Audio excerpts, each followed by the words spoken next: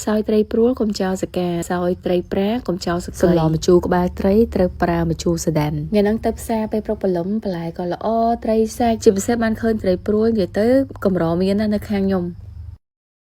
ត្រីព្រួលឆ្អឹងច្រើនយើងចង់យកវាទៅស្ងោរជ្រក់ក៏បានឬមួយក៏យកទៅខត្រូវជាងសកាវាតុនសាច់វាខ្ទិះទៅពេលតែខងាស់ផុយទាំងឆ្អឹងទៅឆ្ងាញ់ពាក្យចាស់មិនដែរខុសទេដូចគេនិយាយតគ្នាអញ្ចឹងមិនជឿចាស់ស្លាស់ដៃថេងតិចច្រឡំសកាត្រីព្រួលអីហ្នឹងអស់ឆ្ងាញ់ហើយខប្រភេទត្រីឆ្អឹងច្រើនដូចជាត្រីសត្រីព្រួលត្រីរៀលឬមួយក៏ត្រីផ្សេងទៀតយើងខបែបបុរាណឆ្ងាញ់ណាស់ជាដំបូងយើងយកម្រេចខ្មាំងមកបុកវាឲ្យម៉ត់សិនសំយកខ្ទឹមសលីសបកតិចមកបុកជាមួយគ្នាឲ្យម៉ត់